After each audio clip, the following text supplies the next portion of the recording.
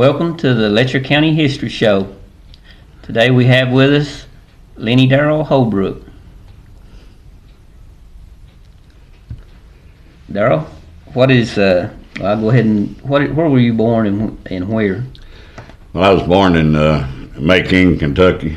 I was born in Holbrook town. I was born in the house that I was reared in, and I lived there until I was 18, and then I got married at 19, and then we went on into Michigan. After that, we got married. I married my wife, Ruth Gillum. Her dad was Willard Gillum, and so we went to Michigan, and I got a job up there at Ford Motor Company, and we got married September of 65 of September, and then January of 66 I got drafted into the military. And after I spent my basic training at Fort Knox. Then after basic, they reestablished me back at Fort Knox, and I stayed at Fort Knox for a year. And then I had my wife come back down and live with me off post for that year. And then they got my orders to go to Vietnam. And then I went to Vietnam and stayed a year. And I came back to Kentucky and got my wife, and we went back to Michigan. And then we lived there 17 years in Michigan.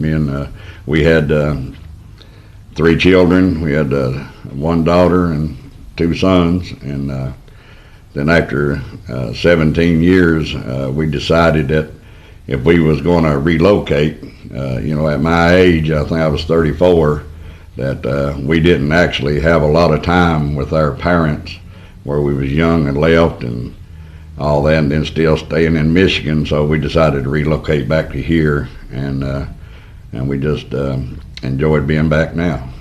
We're sure glad to have you back. Getting back, where did you go to school at? Did you go to school here locally?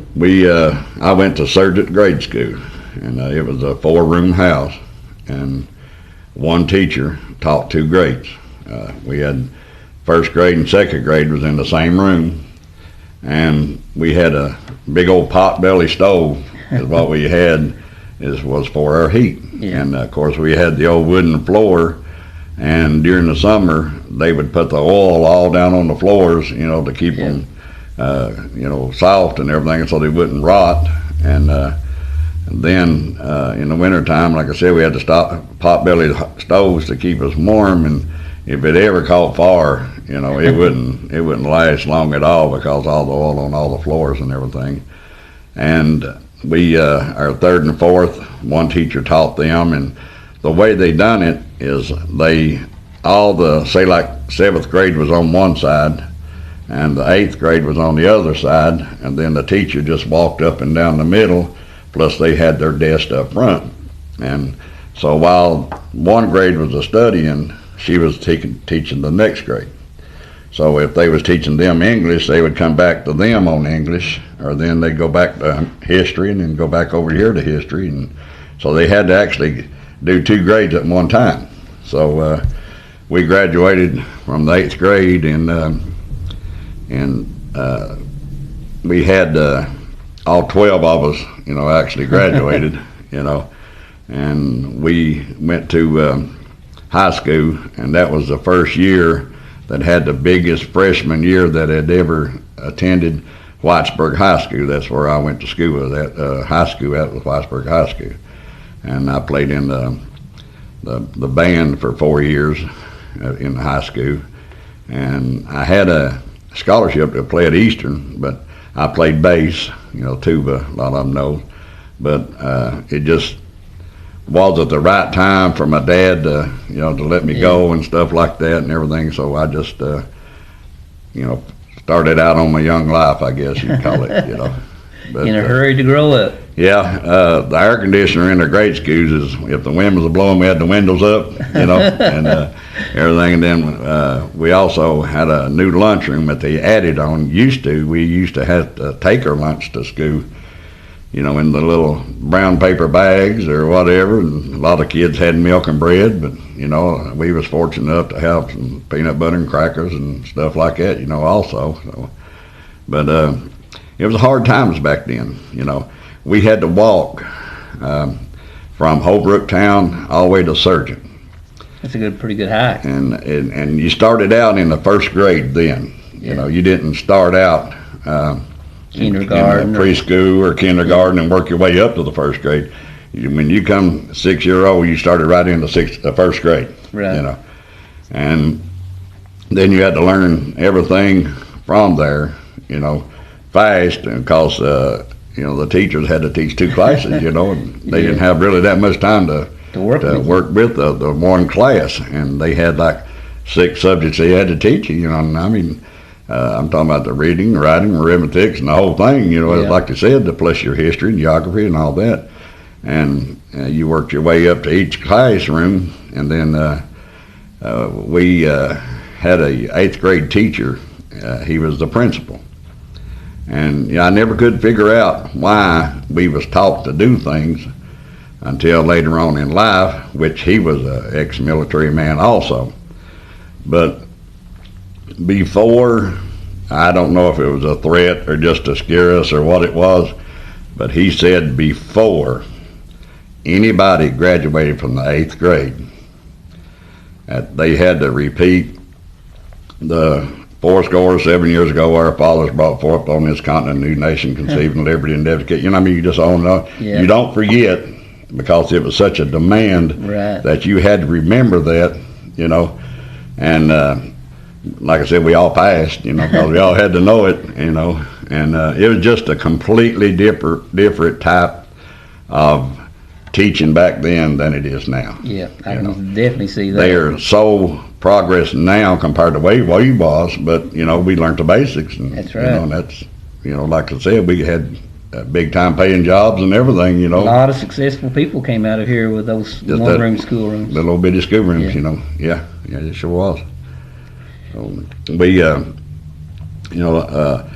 like I was talking about walking, we had to walk from Holbrook town to Surgeon School, whether it was raining, snowing, snow so deep, and I'm talking about little bitty kids, at 6-year-old. That'd be rough. So you're talking about at least a mile, and in the 1st grade and 2nd grade, I was sort of like puny a little bit, so I didn't get to go to school all the time. But I was proud to say, from the 2nd grade until I graduated from high school, I never missed a day of school. That's amazing. I got That's 10 accomplishment in itself. I've got 10 certificates, and I still have them, showing where I went to school, every day, all them years. Oh, that's something to be proud of. I really wanted to go to school, and I enjoyed it, and especially my music. Once I got in high school and got into that, I really enjoyed that and everything. So we was raised on the farm right there in Holbrook town. That was handed down from my grandpa to my dad, and then so we farmed it for a living. We had to produce what we ate in the winter. Dad worked in the mines for quite a while. Then they started building the Whitesburg, what used to be the Miners Memorial Hospital, when they started building it in 1954. And then when they got it built, and they hired him on in maintenance in 1956 when they opened it up. So he worked there, until he passed away in 1983. It's a long run. Anyway, he worked there 27 years. And then we would had our cows that we had for our milk and our butter. Mom and Dad sold milk and butter, and we had our chickens that we had our eggs and our hogs and everything. But see, we had to raise all that corn and everything all summer to feed them during the winter.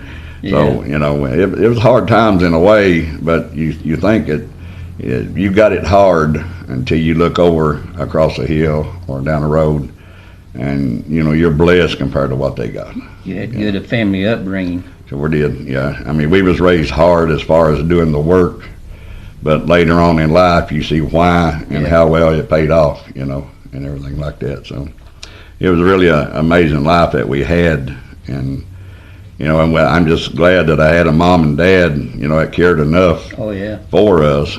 They was married 42 years, when Dad passed away, and me and my wife will be married 47 years this year.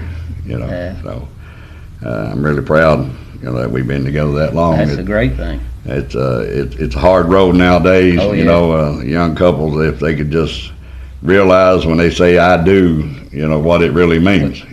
So. But yeah, we've had a tough life, but a wonderful life. With all the situations we've been in and everything. But we've enjoyed it and everything. Well, talk about your father. Your whole family is, and I understand your whole family in general had a military background. Yes, their country. It started way back in the Confederate War, as a lot of people call it, and some call it war between the states, and some called it brother against brother, and all of it. And everybody had different theories of what to call it, but we always heard it was the North and the South, the Confederate against the North, which was the Union. And we had our great grandpa. His name was Benjamin. I'm sorry, Randolph Holbrook. His dad was Benjamin, but Randolph was a private in the Confederate Army, and his brother Jesse also was in the Confederate Army also. So we had our great grandpa, and then it'd be probably our great uncle, I guess. Was in the military in the Confederate.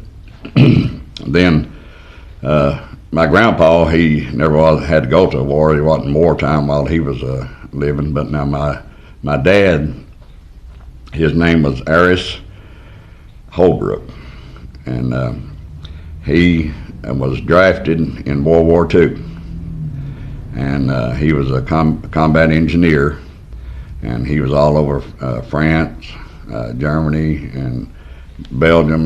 They've just South Africa. I have his DD-214 to show where all he went, and I had his canteen, that the aluminum canteen that they had, that he took his knife and he twisted it and engraved everywhere that he traveled, during that time, over there. What an ingenious idea. Yeah, and plus, I've got a lot of the black and white pictures that they take over there and everything, and so, it was a really good, experience for him, I guess, being an old hillbilly boy that was just thrown over there, and he was just one of the lucky ones that got to come back, as far as that goes. And but mom and dad was more or less like a situation like us. Me and my wife, they got married in 1942, and he got drafted in 42, and so he stayed in until 1945 when the war ended, and then. Of course, he came back to home, and they never did. They went to Michigan to visit, and he worked at a place up there for about a week or two, I understand. I guess it was just too hard work for him. Call of home was what it was. Yeah, he got homesick, but it was, and missed his, his home. So we just came back and wasn't up there very long, maybe a month, like I said, And but we had experienced time, and everything, and growing up. And everything, but then I was in Vietnam.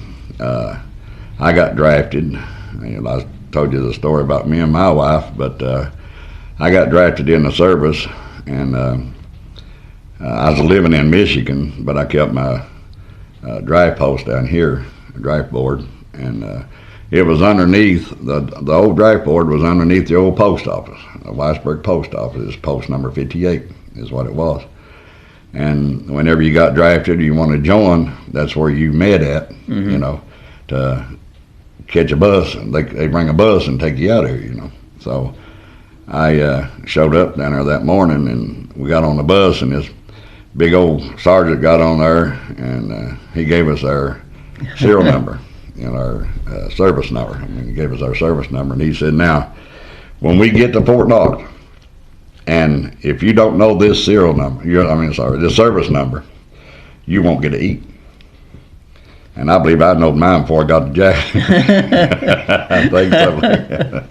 But because we was growing up boys, we had to have something to eat. But that's exactly right. Whether that was true or not, I don't know. But I didn't take no chances. I wouldn't have taken any chances either. And the thing about us is that we were young, 19-year-old. Yeah. 20, 21 at the most. So we had been taught to honor your dad and your mom, honor the people, respect them, and you was afraid not to. Oh yeah. Because we got some pretty good whoopings off of daddy, as you want to say it, and but we never done anything that wrong to get the whippings that we got, but it was just correct and is what it was, which I don't hold anything against him what he done today, because I can see the difference in the upbringing, and so we went to Fort Knox, and I was there, like I said, a year, and then I went to Vietnam, and then when I come back, I went back to Michigan. We stayed up there 17 years, like I said. But while we was over in Vietnam, I was stationed. Our home station, home base, was Thompson Nude Air Force Base. That's where we supported the 101st Airborne, and we supported 224th Aviation and 332nd Training Brigade. And wherever they needed us to go, with what group we needed to go, was where we went, So just about all the new trainees coming in would come in through Benoit, and we'd have to take the buses, or it all depends on how many come in, what size vehicle we took. Sometimes we'd just take a troop, 5-ton, big 5-ton truck, and they'd ride in the back of it, or if they was like 100 or something like that, we'd take a big bus that we had, to go get them, and it all depends on who was coming in and how many was leaving, So then we went to Nha Trang, Da Nang, Pleiku, just all different.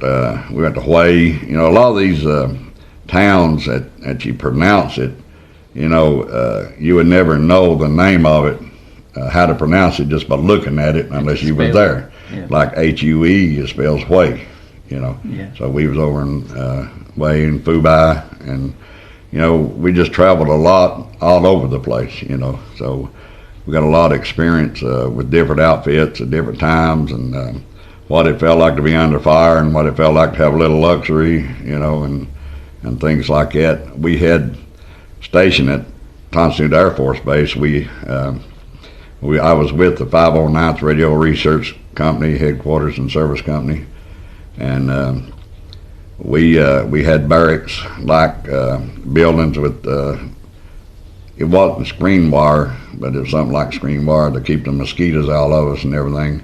But once you left the base, you was on your own.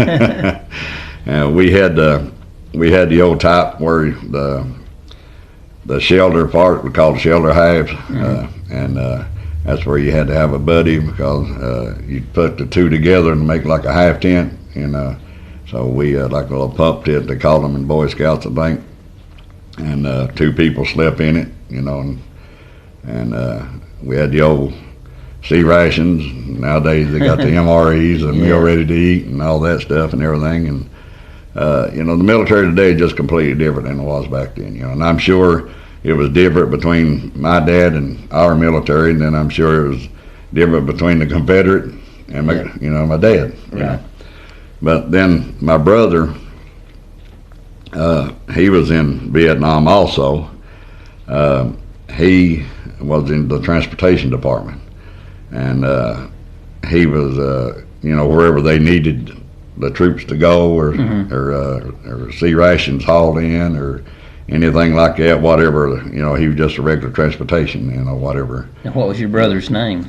My brother's name was Samuel Harrell Holbrook, and so while he was over in Vietnam, they've outlost him, and they took him to the hospital, and they couldn't find out hardly what was wrong with him, and then they found out he come down with a sugar diabetic, and nobody in their family had never experienced sugar diabetic at that time, so they finally found out what it was and started treating him. Then they shipped him back and to the States and put him out in Colorado. So he stayed out in Colorado until he got actually discharged from the service, and he met his wife out there, and so he married her, and they lived out there, and he passed away in 1991, complications to that diabetes. Yeah. It's a very tough disease. My brother has it. Yeah. And I'm a diabetic now also, and what the government has come down to was that this Agent Orange that they call it was sprayed over there during the time we was there, and they're saying that, and where I was stationed at is where they supposed to have done the most spraying at that time, and now they're contributing that to us being a diabetic, and it caused cancer and everything. Just about, I don't know what percentage would be, but I'd say there's a high rate of percentage on the Vietnam veterans of all of them being diabetics, sugar diabetics, because of that Agent Orange exposure. Well, you can imagine something strong enough to kill leaves instantly, what that would do to a human being. Well, another thing that they used was napalm, and that is the most saddest stuff that you would ever want to experience seeing. It's something like that. I mean, talking about melting the leaves, this melts anything. It's the heat is so intensity that it just melts everything. Like to be example, if a drop hits you on the arm, it'd burn all the way through your bone. Just that quick. And we have people that has, I came back from Vietnam, and I come through Oakland Air Force Base is where I had to go to, and they flew us over there, and then they flew us back to there. And I run into this one guy that had contacted with that napalm, and it's just sad to see what he looked at, and had to come back to his family, And so it was just a bad experience because we was sent over there because we was told to go over there. Exactly right. We had, of course, people that volunteered, for the service. But now you take people like us that was scared to death, because we got drafted in the Army start with, and then we was told all these stories about, what you have to do and how they treat you and everything, which most of them was true, But and then to have to be all of a sudden casted into area, like 2,500 miles away. In other words, it's about 17-hour flight, and to be, you're not with mommy and daddy. No. You're not with your wife or your children. You just thrown over into this area, and then when you get into combat or something, you don't know if you're going to make it back. You don't know if you're going to make it through that war, that part, and you stay scared a lot of times because, it's a frightful thing, especially on a young kid example, for not ever being away from their mom and dad. Oh, yeah. And they like to watch old hillbilly boys come down there because we know how to shoot. That's right. I was going to ask you about that. Yeah, we, seriously, we had a apple tree in our backyard. And Dad had 22s, of course, and he said that we could shoot the apples off the tree as long as we didn't hit the apple. So we had to shoot the stem. That's a small target. And that's what we done, and of course then you got squirrel hunting and all that and everything. That's why when you get into service, they say, where are you from? And we tell them, well, we love them country boys. So it was just amazing tour, and you really don't know still at that age, what am I doing over here? Yeah. What am I fighting for? I don't know these people. So, and then it's a different culture. You can't talk to them, and they can't talk to you. And unless, some of them, the French, was over there before we were. So they taught a few of them, a little. They speak French and stuff. Yeah, and American. And see, people don't realize, they think this war started back in 65 to 73, I think it was, and or 62 to 73. But actually, we had advisors over there back in 1956 in Vietnam, and we had one first American that was killed was in 1956 over there. So people don't realize how long that war really did. Yeah. We wasn't alleged in a war at that time. Police action. You know, they were. But I mean, you know, the advisors that was over there, you know, was over there like in '56 on up, and then when we got over there, you know, they never did call it a war. You know, it was always the way I said before. If I'm shooting at somebody and they shooting at me, that's got to be a war. That's a war. You know, but there was a lot of different, you know, weapons they used over there that had never been used before, like they invented after World War II, you know, and everything. And you know, but people gets a lot of things mixed up. I know we was fighting, and people don't understand that you fight over there to keep from and come over here. Right. You know, and it's just a completely different type of war from World War One to II to Korea to Vietnam. Absolutely. And now, you know, they've got the Desert Storm, Afghanistan, Iraq, and all them wars is desert and other places like that. That's completely different than any wars we ever fought in. That's right. So they got to have different kind of weapons, and different kind of clothes, and you know, it just changes. The war changes every time it's a different war. Right. You know, it changes different artifacts and stuff like that. You know, so. But it was a great experience. You know, I've lost cousins, I lost friends, I went to high school and stuff like that. But it was a experience that would be hard if you hadn't been there right. and done that, in other words. And we were sent over there to fight for the South Vietnamese rights. You know, is what later on that we was told that we was over there for. Correct. You know, but after we got back and it was all over, they told us that we was fighting a war that we wasn't allowed to win. Right. So that even makes it worse. We got 58,267 that's been killed in action, not counting the wounded and the POWs, because we wasn't allowed to win the war. Yeah. You know, I mean, we could have. Politicians. But it was a political war all the way around, and that's what heartbreaking after, you know, you find all this out. And what really hurt us the most, that we was over there because we was made to go over there. Mm-hmm. You know, we didn't volunteer, but we didn't run. You know, exactly. It was our honor and our duty, if this nation calls on you, for you to go. So we went.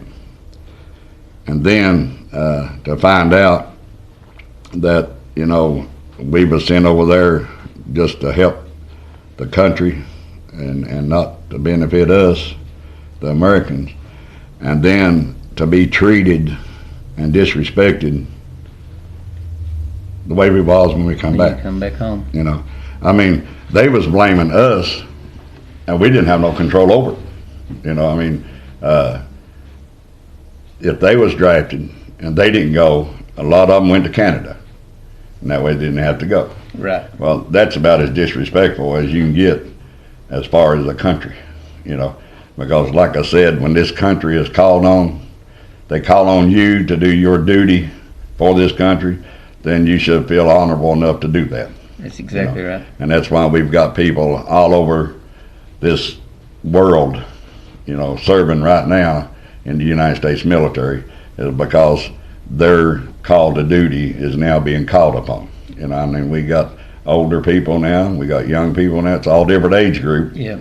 But that's because of the situation they're in and the situation that the world's in right now, you know. So it's it's sad to do what you're told to do and afraid not to do it, to be so disrespected like we was when we come back. Yeah, I just can't even imagine how I would have felt to come back home and people call you baby killers and spit at you and stuff.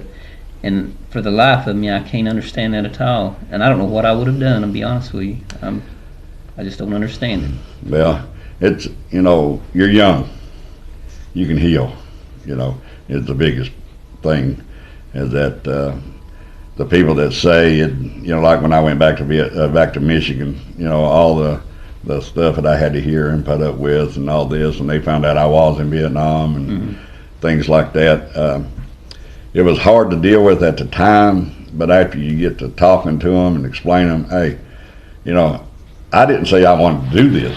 They told me I had to do this. And if I hadn't, Dad would have beat me to death anyway.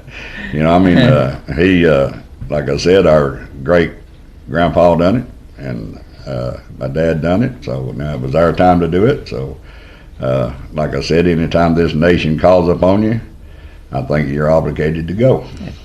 I'm glad there's a lot of men like you all. It's like if you talk to just about any military personnel that has served before, like me, if we was in shape and able to go and we got a call today, we would go. I don't doubt it at all. And like I said, you leave your mom, dad, you leave your wife, kids. It's a sad situation, but when the nation calls upon you, they call upon you for a reason. That's right. And you're obligated, if you're serving in that military branch, then you're obligated to do it. That's like, for example, if Letcher County got attacked by Knox County, whether you wanted to or not, you're involved. That's exactly right. So if they say, Letcher County people, we need you, So it was your honor, your duty, to be obligated to fight for Letcher County against Knox County, for example, if that's what it took. Right. Not to run to Pike County and get out of it, and then come back later. Let somebody else do the fight for you. Yeah, then you come back later and say, I'm glad I got out of that, And that's what happened when Clinton got president. He, let the people Canadian. He went to Canada. I forget the word right now, but he let him pardon him. Yeah, he pardoned him so that he could come back. And with no problem. Well, no problem with him. I might have a problem with it, and you might have one. But, that's why we honor this flag.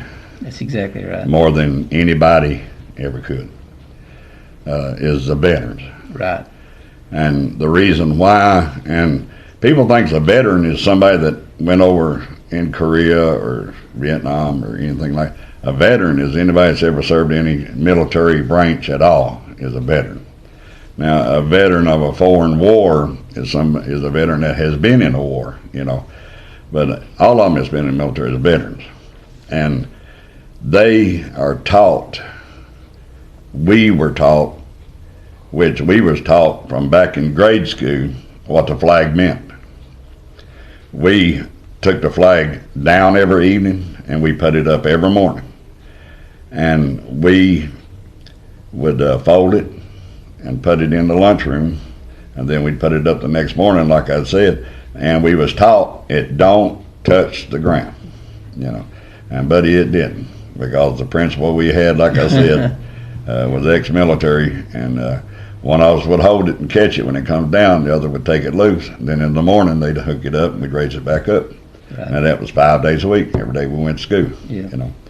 And to bring that back up, we didn't miss any school like they do now. That's a drop of a snowflake. It's hard to miss school when you walked. Yeah. And somehow, some way, all the teachers would be there. Yeah. And if they, if one didn't, we had the rooms had dividers between them that opened up. And if one teacher absolutely couldn't make it or something, they just opened that up, and one teacher would take all 4 classes, until the teacher got back the next day. Or wonder if he got double pay. I doubt that. I doubt it too. But back to the military now. But that's what people don't understand.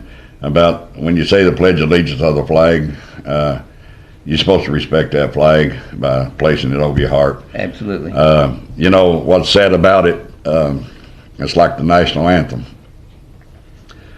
I think it was until last year, you wasn't allowed, if you had been in the military, technically, you wasn't allowed to salute the flag unless you was in uniform. You couldn't be in civilian clothes, and when it was played, salute the flag out of uniform legally. But now last year they passed the law saying that you can legally salute the flag Out of uniform. But they attached a few more with it. Like they passed a law that you can protest a veteran that's been killed over in foreign soil, brought back. You can protest against his funeral as long as you're 500 feet away. See? Yeah. So that was included in it. And another thing was included in it. You have a right to salute the flag, but the other people has a right to burn the flag. Yeah. So that is the most saddest. It might be right, but it's not right. In my opinion, it's not either. It might be legal, but anything legal doesn't necessarily make anything right. That's correct. Our Congress and our nation has got so far out in left field, they forgot what this country is all about. Yeah. You know, the first thing is, I always say, George Washington got down on his knees and prayed for this country before he crossed Delaware. Abraham Lincoln got down on his knees and prayed for this country. Theodore Roosevelt got on his knees and prayed for this country. And since then, you know, you can see how it's got. Yeah. You know, and that's one of the biggest problems that we have today is taking God out of our country. Absolutely. I totally agree with you. We took it out of our schools. Now what we got, you know. And the 10 Commandments, it should be posted anywhere anybody wants them. You know, That's supposed to be a right. You know, which my dad fought in World War II. He fought for the United States rights. You know, we fought the Vietnamese rights. Korean fought for the Koreans' rights. But these are the men that you want to honor. You know, is the ones that fought for the United States, the World Wars. Absolutely. And it's just unbelievable how Congress and all the people, you know, in the White House has let this get so far out of hand that they'd rather live in a money-making world than a God world, plus what we stand for. Loyalty and honor is a thing of the past, seems like. And, you know, it's like liberty and justice for all. Yeah. You know, you don't have it. You know, what gives me a right or makes me have to go defend this flag, another fella sit here and burn it. That's right. You know, and it's not right. Oh. You know, and it won't work with me. Well, I'll be right behind you. And I like the situation where I seen on the news where a man was burning the United States flag, and another veteran seen him and attacked him. And so they arrested the veteran. Yep. And he went to court, and the judge says that he's sorry because you're guilty, so I have to fine you $1. Yep. You know, so, you know, that the best the judge could do, you know. And I'd say you didn't have to go look far for somebody to give that $1. No, and I mean, that's just what it is to a veteran. Yeah. You know, when you're in why is it like when the Twin Towers were attacked? First thing done was put the flag up. Iwo Jima, what the Marines do, first thing they done was put the flag up.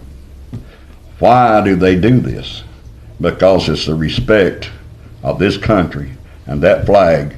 When they see that flag, it's freedom. That's exactly right. You don't have to fight for your rights for that freedom. You don't have to fight to say what you want to say, you know. And it's just unbelievable how when everybody wants to come together when something happened, you know. Yeah. And I pray just about every day that the war never hits here in the United States. But people has never seen what a war-torn area looks like. You know, when you do bombing, you know, for example, the bomb they dropped on Hiroshima back in World War II killed 500,000 people. You know, I mean, what didn't burn instantly? The shock waves, you know. And that's documentary. I watched it on the History Channel, by the way. And I forget where they dropped that other one at, but, you know. Nagasaki. Yeah, Nagasaki. 500,000 people, you know. And then they was jumping on us for killing babies and mommies that, you know, we didn't know, and, you know, and all this. So they got babies, grandpas, mommies. It didn't matter what was in the way, it took them.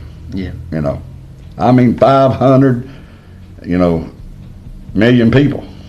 So, or just don't, you know, I just don't understand it, how they say that you can't do this, but yet we done that. Yeah. You know, and that's the way war is. Yeah. You know, wars are not considered fair. bullets don't have eyes. No. Bombs don't have choices. You know, you can't drop a bomb saying, "Now don't get Grandpa or that little baby over there." Who's in the way goes.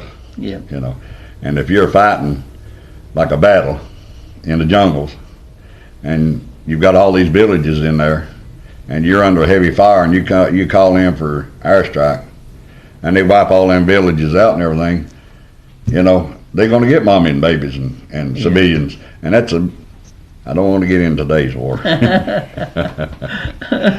Because, you know, they just some things that you can't help. Right. It's war. Yes, that's exactly You know, right. I mean, in war, they ain't no way you can say you can't do this, you can't do that. You know, I mean, it just happens. Right. You know, and like I said, we won't get into that. Before we run out of time, would you care to tell us the story about this unique hat you have here? This hat here belonged to a real good friend of ours, Larry Collins. He brought it back from Vietnam just to show you how they are over there as far as mental-wise. They would take Coca-Cola cans or Budweiser cans. Budweiser was their biggest thing, that and Coke, because that's about all they could steal and rob and everything to get. But now this was handcrafted by a Vietnamese, South Vietnamese. They would take our Coke cans and the other cans and would cut them up and make hats like this, and they would make the old biplanes or a regular, like a Piper plane, and they would sell them back to us, you know. And I was never able to get a hold of these, but, you know, I'd seen a lot of people that had them. Right. And so Larry brought one of these back, and which he's gone now, but we sure thank him for letting us be able to display this, you know, where they took and handcrafted this with their hands, you know. Now, these was the nice people. Yeah. You know, the North Vietnamese would take these and fill them full of nails and stuff and everything to make, you know, bombs, what they call IEDs now, and use it against us, you know, in trip wires and stuff like that. But now that one right there was a good example, unique, what mental they was smart enough to do something like that. Yeah, what the viewers can't see is that the Coca-Cola words are in English, but the other words, what you can't see, is in Vietnamese. Yeah. So, yeah, see, this is all here is Coca-Cola, you know, all rolled around. But now right here is some real fine writing on it.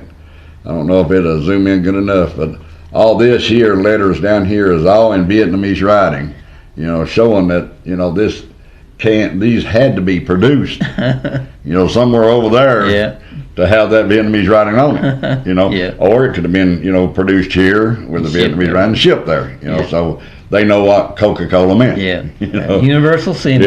Yeah. But you know, if they want to come in and look, they can, you know, see that this right here is in and it's got the writing right on it. It says Coca-Cola Vietnam. Yeah.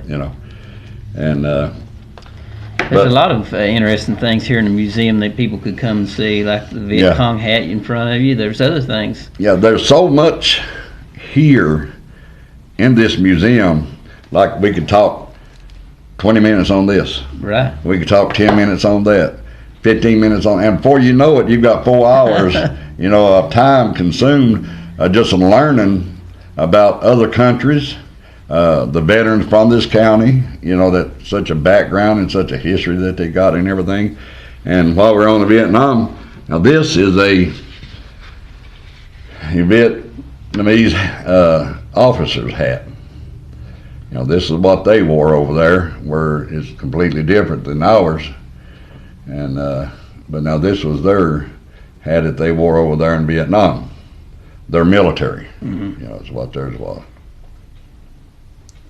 And things like this, people can come in here if you ever have a chance. Be sure and come and try to see this stuff, because this stuff will still be here in the museum.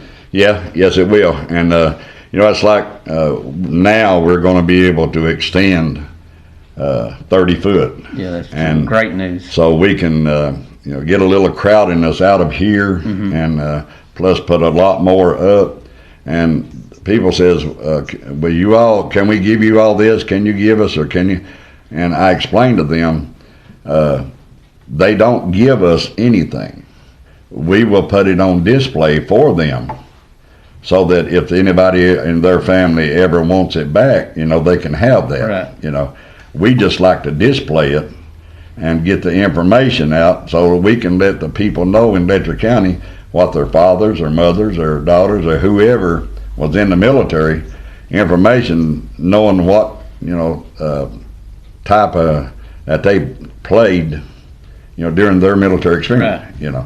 And that's what this is all about, down here. And it's just a wonderful place to visit. And but now you can really get, and we got a big library selection if you want to get into the book reading, or the CD or DVDs. I mean, if you want to get into something like that, you're talking about days and weeks. Oh yeah. So this is amazing, and like I said, Ben Buster Taylor and Buddy Grubb is the one that started this, and after Ben passed away, me and Buddy has kept it up, since and going. Plus our board members, and Tim, he helps us a lot, and he takes, and when Sam's not able to hear, he takes care of all it and everything. So, we really like what we have, and we're proud of it, and Absolutely. We're proud to show what our veterans does. So you'll be real proud of a Letcher County person was to come in here just one time. Just come in here just Definitely. one time and walk around, and you'll walk out of here being proud to be a Letcher County. We've had people from they was over from Holland, across not Holland, Michigan, real Holland. And Germany and other places that they have came into here and are so amazed that what we have here looks just as good as anywhere else, or better, especially how we got it laid out and displayed and everything like that, So we're very proud of it, and like I said, we got more to come and more to put out. Yeah. So. Well, if you don't have anything further, there's something I'd like to ask you to do for me. Okay. And that would be to, we've got a list of known soldiers from Letcher County that have given the ultimate sacrifice in Vietnam. And I know it'd be hard for you, but if you don't care, I'd appreciate if you could read that list of names for me. Okay. Before I do that, Richard, I just like to, I talked to, we had a military funeral the other day. Of course, Reuben Watts, passed away, and we gave him a military funeral. To me, that is the last and most thing that you can do for a veteran, is to honor him by a 21 gun salute. Right.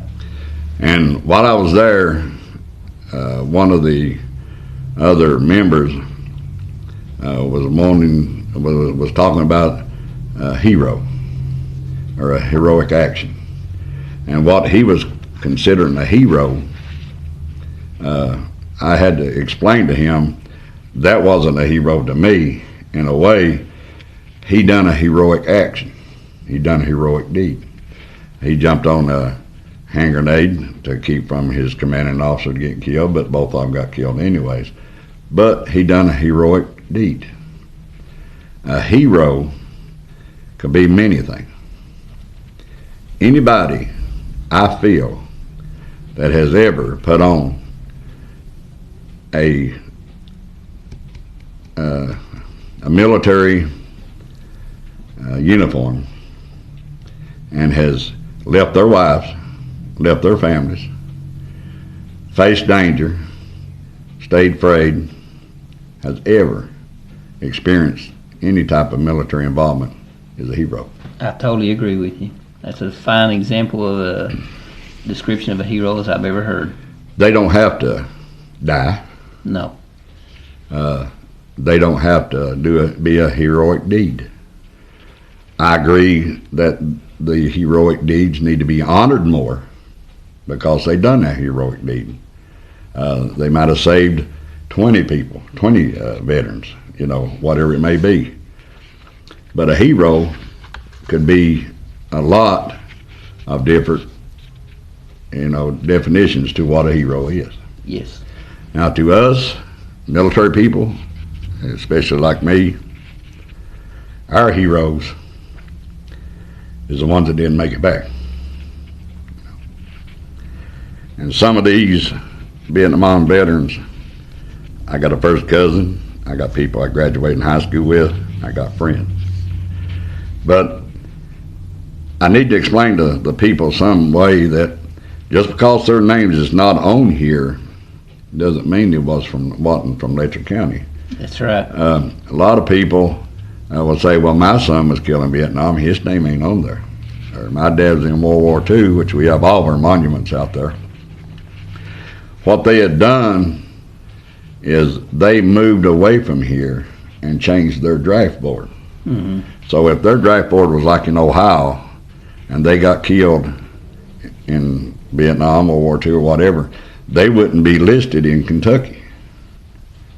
Even though they're a Letcher County native, they would be as recognized as killed from Ohio or killed from New York. Wherever they changed that draft board to is where they get credit where they was killed at. It goes back to it don't come back to Letcher County because their draft board don't say Whitesburg, No. Letcher. It says like Indiana or something like that. And we had a lot of people in my class that went to Indiana and Ohio, Michigan, but a lot of them tried change their draft board, and that's what happened. It's why if their name ain't out there, on there, is why. Yeah, we don't want not, nobody to think that we shortchanged anybody. No, we sure don't, But the casualties that was we have listed that was killed in the Vietnam War was Douglas R. Anderson, Emmett C. Adams, Delmer B. Ashbrook, Roger D. Caudill, Earl E. Charles, Lee Collins, Everett T. Culp, Anthony Duty, George B. Fields, Stephen R. Gibson, Brownie Hall, John E. Hampton, Jerry Ray Holbrook, Larry D. Maggard, Gary Pace, Andrew B. Sexton, James N. Spangler, Bobby R. Sumpter, Joseph B. Sumpter, Reuben N. Tackett, Jimmy E. Tolliver, and Astor Watts. And that's, like I said, when I was in Vietnam, these was our heroes, the ones that gave it all, the ones that never did make it back. I appreciate you coming today, Darrell. I really do. I'm proud to know you, and I'm proud to be kin to you. You might not be proud to be kin to me, but I'm proud to be kin to you. Yeah, I'm always proud of my kin people, and I'm always proud of the people. Until they prove you did it wrong, you should be proud of everybody. That's right. That's exists, until they prove you wrong. Yeah. But I want to thank you for having me down, and and us doing this interview and try to let the Letcher County people know a little about what went on and how it happened and things like that. But I thank you very much. No, thank you. And I'm sure the people of Letcher County want to thank you and all veterans. And I want to thank all the people from Letcher County for watching, and wherever, for watching the Letcher County History Show in the government channel. Thank you very much.